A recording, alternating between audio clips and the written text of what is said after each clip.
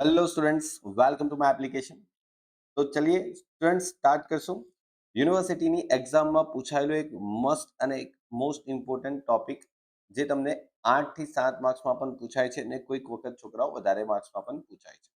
તો છોકરાઓ ક્વેશ્ચન છે કે તમારે પરોક્ષ ખર્ચની ફાળવણીનું પત્રક બનાવવાનું છે। ઓકે, જો અહીંયા તમને લખેલું જ છે કે એક ઝેબા કંપની છે, ઓકે, જે અ બ ક એમ બે 1 2 3 એમ 3 વિભાગ છે અને 2 સેવા વિભાગ છે। ઓકે, એટલે ઉત્પાદન વિભાગ અને સેવા વિભાગ એમ તમને આપેલા છે ટોટલ 5 વિભાગ। જો ઉત્પાદન વિભાગ અને સેવા વિભાગ એમ ટોટલ 5 વિભાગ આપેલા છે। તમારે પરોક્ષ ખર્ચની ફાળવણીનું પત્રક તૈયાર કરવાનું છે અને તમારી પાસે ઘણી બધી ઇન્ફોર્મેશન છે જ અને તમારે બધા જે પરોક્ષ ખર્ચા છે એ તમને અહીંયા નીચે આપેલા જ છે। તમારે એને ખાલી ફાળવણી કરીને એનું પત્રક બનાવવાનું। તો સૌથી પહેલા છોકરાઓ એક કામ કરશું, આપણે પરોક્ષ ખર્ચની ફાળવણી માટે એક એક કરીને બધા ખર્ચા લખીને એની ફાળવણી માટે એનું પ્રમાણ પણ શોધશું। અને તમને યાદ હોવું જોઈએ કે છોકરાઓ ચોપડીની અંદર આ ચેપ્ટરમાં જશો ને તો પરોક્ષ ખર્ચની ફાળવણીના પ્રમાણના તમને આખા ચાર્ટ આપેલા છે કે કયા ખર્ચાને કયા પ્રમાણમાં ફાળવવાનું એ તમે વાંચજો છોકરાઓ, બહુ જ ઇમ્પોર્ટન્ટ છે। એક્ઝામમાં 2 માર્ક્સમાં પણ શોર્ટ ક્વેશ્ચનમાં આવી શકે છે અને લોંગ ક્વેશ્ચનમાં તો તમને હેલ્પ થશે। તો છોકરાઓ સૌથી પહેલો ટોપિક છે ભાડું। હવે તમે થિયરી વાંચી હશે તો છોકરાઓ તમને લખ્યું છે કે ભાડું ને છે ને જગ્યાના પ્રમાણમાં છોકરાઓ ફાળવી દેવાનું। તો છોકરાઓ ભાડું જે છે એ તમારી પાસે જો અહીંયા રોકેલી જગ્યાનું પ્રમાણ તમારે એનું શોધવાનું રહેશે। પ્રમાણ શોધવા માટે તમે શું કરશો છોકરાઓ, બધામાંથી સરખા સરખા ઝીરો છે ને એ કાઢી નાખો। સરખા સરખા ઝીરો એટલે સમજો મેં પહેલામાંથી 20 લઈ લઉં, પછી તમે સમજો અહીંયા 25 લઈ લો, પછી 30 લઈ લો, પછી પાછા 20 લઈ લો અને પછી 5 લઈ લો। બસ આ જ પ્રમાણ છોકરાઓ તમે લઈ લો। તમારે આ પ્રમાણને હજુ તમે કેન્સલ કરીને નાનું કરવાની કોઈ જરૂરત નથી, એટલે ટોટલ આ બધાનું 100 થાય। હવે આ જ પ્રમાણમાં તમારે એને વહેંચવાનું પણ છે। જો છોકરાઓ ધ્યાન રાખજો, આ જ પ્રમાણમાં વહેંચવાનું, જેમ કે 20 જેમ 25 જેમ 30 જેમ 20 જેમ 5। ઓકે, ચાલો તો 5000 ને આપણે ડિવાઈડ બાય 100 કરીએ અને પછી તમે વહેંચણી કરશો એટલે તમારી પાસે અહીંયા આવશે 1000, પછી તમારી પાસે અહીંયા વહેંચણી કરવાથી આવશે 1250, પછી તમારી પાસે અહીંયા 1500 આવશે અને પછી અહીંયા 20 પ્રમાણે તમારી પાસે અહીંયા 1000 આવશે અને અહીંયા 5 પ્રમાણે તમે 250 લખશો। ધ્યાન રાખજો, આ તમારી પાસે ઉત્પાદન વિભાગ છે આટલે સુધી। ઓકે, અને અહીંયાથી તમારી પાસે જે છે એ સેવા વિભાગ છે, આ છેલ્લા બે। ઓકે, તમારે બસ બધામાં ખર્ચની ફાળવણી કરવાની છે, બસ બીજું કંઈ। સામાન્ય વીજળી બત્તી, સામાન્ય વીજળી બત્તી તમારે કયા પ્રમાણમાં ફાળવવાનું છે છોકરાઓ? જો સામાન્ય વીજળી બત્તી જે છે એ વીજળી બત્તીને છોકરાઓ પોઈન્ટના પ્રમાણમાં ફાળવવાનું, વીજળીના પોઈન્ટના પ્રમાણ। તો એનું તમે ડાયરેક્ટ આ જ પ્રમાણ લઈ લો અને જ પ્રમાણ સમજીજો, જેમ કે 10 છે, 15 છે, 20 છે, 10 છે ને 5 છે। આ જ છોકરાઓ પ્રમાણનો યુઝ કરી લો, ટોટલ 60 થાય છે। ઓકે, જો મોટી સંખ્યા હોય તો તમે એને પ્રમાણમાં કન્વર્ટ કરી શકો, બાકી નાની સંખ્યા છે ને તો તમે એને જ યુઝ કરી લેશો ને તો છોકરાઓ ચાલશે, બરાબર? એ જ પ્રમાણ બનાવી દેવાનું, એમાં તમને કોઈ પ્રોબ્લેમ થશે નહીં। ઓકે, ચાલો તો હવે તમારી પાસે 600 રૂપિયાનો ખર્ચો છે એને 10 જેમ 15 જેમ 20 જેમ 10 જેમ 5 માં આપણે વહેંચી દઈએ તો કેટલા આવશે? તો પહેલામાં છોકરાઓ આવશે 100, બીજામાં આવશે 150, ત્રીજામાં આવશે અહીંયા 200, પછી પાછા 100 અને પછી 50। Okay, done. ચલો ત્યાર પછી પરોક્ષ ખર્ચા છે। શું છે? પરોક્ષ મજૂરી છે, સોરી, પરોક્ષ મજૂરી। પરોક્ષ મજૂરીને છોકરાઓ પ્રત્યક્ષ મજૂરી એટલે કે એને કહેવાય સીધી મજૂરીના પ્રમાણમાં લઈ લેવાનું। એટલે છોકરાઓ આનું પ્રમાણ બનાવો અને આનું પ્રમાણ તમે બનાવશો તો બધામાંથી સરખા સરખા ઝીરો કાઢજો। જેમ કે બધામાંથી હું 2 ઝીરોને કેન્સલ કરું તો પહેલામાંથી 30 લઈ લઈશું, બીજામાંથી 20 લેશું, પછી 30 લેશું, 15 લેશું અને 5 લેશું, બરાબર? બધામાંથી સરખા ઝીરોને કેન્સલ કરવાના, બરાબર?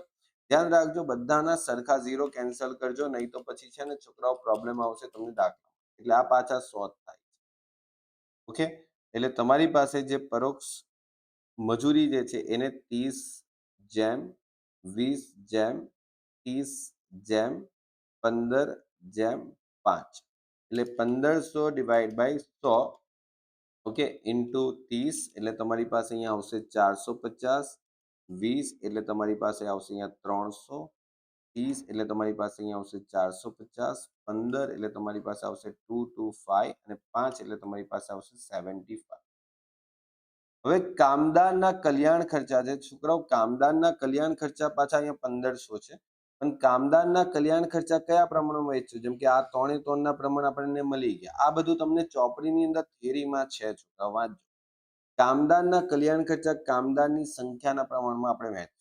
હવે કામદારની સંખ્યામાં ધ્યાન આપજો છોકરાઓ, તમારી પાસે છેલ્લે એક પણ કામદાર નથી, એટલે તમે જો બધામાંથી 0 કેન્સલ કરશો તો તમને કામદારની સંખ્યાનું પ્રમાણ મળશે 6:3:5:1, એટલે 6, 3, 5 અને 1 ટોટલ 15 કામદાર થયા. ઓકે, એટલે અહીંયા 6 પછી 3 5 અને 1 અને છેલ્લે છોકરાઓ કોઈ કામદાર નથી તો એને આપણે લેવાનું નહીં, એટલે છેલ્લે તમારે અહીંયા ડેશ આવશે. એટલે 1500 ડિવાઈડ બાય 15 ઇન્ટુ 6 એટલે તમારી પાસે અહીંયા 600, 300, 500 અને 100. ઓકે, આ રીતે તમારે 1 બાય 1 આખો દાખલો કરવાનો. હવે છોકરાઓ વીમો અને મરામત ખર્ચો છે 10,000. કયા પ્રમાણમાં વહેંચશું? વીમો કોનો કાઢવામાં આવે? તો છોકરાઓ તમારી પાસે જે યંત્ર હોય, મશીન હોય, જે પણ મિલકત હોય એનો વીમો કાઢવાનો આવે. તો યંત્રની કિંમત જે છે ને એને જ વીમાના માટે તમે, મતલબ વીમો જે છે એ યંત્રની કિંમત પર જ તમે લીધો હશે. એટલે તમે શું કરશો? બધામાંથી સરખા 0 કાઢશો તો જો 60, 80, 100, 5 અને 5, 3 0 બધામાંથી કાઢી નાખો એટલે તમારું પ્રમાણ બની જશે. પછી એ જ પ્રમાણને છોકરાઓ તમે યુઝ કરી લો. પછી તમારે એને હજુ નાનું કરવાની જરૂરત નથી, પ્રમાણ એ જ યુઝ કરી લો. બહુ વધારે તમે ટાઈમ પાસ નહીં કરો. આપણી પાસે એક્ઝામમાં પેપર સોલ્વ કરવા માટે હજુ બીજા ઘણા બધા દાખલા હોય છે. તમે આજે અગર જો આને નાના પ્રમાણમાં બી કન્વર્ટ કરશો ને તો બી છોકરાઓ તમારો આન્સર આ જ આવવાનો છે વહેંચણીનો. 10,000 ઓકે ડિવાઈડ બાય 250 ઇન્ટુ 60, બરાબર? 250 આ બધાનું ટોટલ થશે. 60, 80, 100, 5 અને 5. ચલો, એટલે અહીંયા આવશે 2400. ત્યાર પછી છોકરાઓ 3200 આવશે. ત્યાર પછી તમારી પાસે 4000 આવશે. ત્યાર પછી 5 એટલે 200 આવશે અને ત્યાર પછી 5 એટલે 200. સામાન્ય ખર્ચા. સામાન્ય ખર્ચા એટલે કે છે સામાન્ય ખર્ચા છોકરાઓ કઈ રીતે વહેંચશો હવે આપણે? ઓકે, તો છોકરાઓ ધ્યાન રાખજો, સામાન્ય ખર્ચાને પણ તમારે મજૂરીના પ્રમાણમાં જ વહેંચવાનો છે. મજૂરી એટલે કે તમે જે પરોક્ષ મજૂરીમાં તમે યુઝ કર્યા ને એ જ પ્રમાણને તમારે સામાન્ય ખર્ચામાં પણ યુઝ કરવાનું છે. ઓકે, ધ્યાન રાખજો, સામાન્ય ખર્ચાનું જો અલગથી કોઈ પ્રમાણ નથી આપ્યું તો તમે આ જ પ્રમાણને યુઝ કરી લેશો જે આપણે સીધી મજૂરી છે. ઓકે, ચલો તો તમે પ્રમાણમાં વહેંચશો એટલે 3000, પછી 2000, પછી આવશે 3000, પછી આવશે તમારી પાસે 1500 અને પછી આવશે તમારી પાસે 500. હવે છોકરાઓ તમારે એક વસ્તુનું ધ્યાન રાખવાનું છે કે તમારી પાસે જો સેવા વિભાગ છે ને તો એની અંદર જે પણ તમારા સીધા ખર્ચા છે, જેમ કે સીધા ખર્ચામાં ખાલી મજૂરી જ છે, તો તમારી પાસે જે સીધા ખર્ચા છે 1500 અને 500 એ સેવા વિભાગના જ ખાલી લખવાના. સેવા વિભાગના સીધા ખર્ચા બધા લખવાના છે 1500 અને અહીંયા 500, ખાલી સેવા વિભાગના જ લખવાના. ઓકે, તો ડાયરેક્ટ લખશું સીધી મજૂરી. ઓકે, હવે છોકરાઓ જો તમે દાખલાની અંદર જોશો ને તો ઘણી બધી એવી ડિટેલ્સ છે જે તમને કદાચ યુઝ નથી થઈ, તો કઈ વાંધો નથી, જેટલું યુઝ થતું હતું એટલે આપણા કામનું હતું એટલે આપણે યુઝ કરી લીધું, બરાબર? ચાલો, હવે તમે ડાયરેક્ટ શું કરવાનું? ટોટલ જ કરવાનું છે છોકરાઓ. જો 1000, પછી 100, 450, 600, 2400 અને 3000 કેટલા આવે છે? 7550. પછી 1250, 150, 300, 300, 3200 અને 2000 કેટલા આવે છે? 7200. 1500, 200, 450, 500, 4000 અને 3000 કેટલા આવે છે? 9650. 1000, પછી 100, પછી 225, 100, 200, 1500 અને બીજા 1500 એટલે કેટલા આવે છે? 4625. અને અહીંયા આવે છે 250, 50, 75, 200, 500 અને 500 કેટલા આવશે? 1575.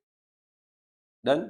હવે તમારે દાખલામાં શું કરવાનું છે? તો જો છોકરાઓ નીચે દાખલામાં લખેલું જ છે કે જે સેવા વિભાગ છે ડ અને ઈ એના ઉત્પાદન વિભાગ ખાતે આપણે 10, 9 અને 6 ના પ્રમાણમાં અને 6, 5 અને 4 ના પ્રમાણમાં વહેંચવાનું છે. એટલે દ વિભાગને આપણે વહેંચી દેવાનું છે 10, 9 અને 6 ના પ્રમાણ. એટલે 10, 9, 6 એટલે આપણે શું કરવાનું છે? આ દ વિભાગના જે 4625 રૂપિયા છે ને એને તમારે દ વિભાગની વહેંચણી એ દ વિભાગની વહેંચણીને તમારે 10:9:6 માં વહેંચવાનો છે. ઓકે, ધ્યાન રાખજો. એટલે 46 25 ને ડિવાઈડ બાય 25 ઇન્ટુ 10 એટલે તમારી પાસે અહીંયા આવશે 1850. પછી 9 સાથે મલ્ટીપ્લાય કરશો એટલે 1665 અને પછી 6 સાથે મલ્ટીપ્લાય કરશો એટલે તમે એ રીતે કરશો. તમારી પાસે જે દ વિભાગ છે એ દ વિભાગના જે પણ ખર્ચા છે એને તમારે વહેંચી દેવાનું છે, જેનું પ્રમાણ તમને ઓલમોસ્ટ દાખલામાં આપેલું છે. હવે એવી જ રીતે તમારી પાસે ઈ વિભાગનું પણ પ્રમાણ આપેલું જ છે. ઓકે, 6 5 અને 4 એટલે 6 5 અને 4 લખશું ઈ વિભાગની વહેંચણી. તો ઈ વિભાગનો જે પણ ખર્ચો છે 1575 એ તમારે શું કરી દેવાનો, અહીંયા વહેંચી દેવાનો. એટલે 1575 ને ભાગ્યા તમે કરશો 6 5 અને 4 એટલે 15. 1575 ભાગ્યા 15 ઇન્ટુ 6 એટલે તમારી પાસે આવશે અહીંયા 630. પછી તમારી પાસે આવશે 525 અને તમારી પાસે આવશે અહીંયા 420. આ તમારા જે કોન્સેપ્ટ હતા એ પ્રમાણે તમને પહેલા મેં તમને જે ચેપ્ટરમાં સમજાવેલા છે કોન્સેપ્ટ યાદ રાખવાના છોકરાઓ, કે આવું કેમ કરીએ છીએ. તો સેવા વિભાગ જે છે ને એ નોર્મલી જે ઉત્પાદન વિભાગના માટે જ કાર્ય કરતું હોય છે. એટલે આપણે તમને એની જે પણ ખર્ચાની રકમ છે એની વચ્ચે શું કરી દઈએ છીએ, આપણે વહેંચી દઈએ છીએ. હવે તમે ટોટલ કરશો તો તમારી પાસે આવશે 10030. પછી તમે આનું ટોટલ કરશો એટલે તમારી પાસે આન્સર આવશે 9390 અને 96501110 પ્લસ 420 એટલે આવશે 11180. બોલો ડન છોકરાઓ. આ રીતે તમારે કામ કરવાનું છે અને આ જે તમારો દાખલો છે તે અહીંયા ફિનિશ થાય છે. તમારે બીજું તો દાખલામાં કંઈ શોધવા કીધું નથી. બસ તમારે ખાલી ખર્ચાની ફાળવણી જ કરવાની છે બરાબર રીતે. ઓકે, તો પ્રોપર તમે આ ચેપ્ટરના જે ચાર્ટ છે કે કયા ખર્ચાને કઈ રીતે ફાળવણી કરવાનો છે એ તમે વાંચી જાઓ, જેનાથી તમારો લોંગ ક્વેશ્ચનમાં પણ હેલ્પ થાય, તમને થિયરીમાં પણ હેલ્પ થાય અને તમને શોર્ટ ક્વેશ્ચનમાં પણ હેલ્પ થાય. ઓકે, ચલો મળીએ છોકરાઓ નેક્સ્ટ લેક્ચરમાં. Good bye and take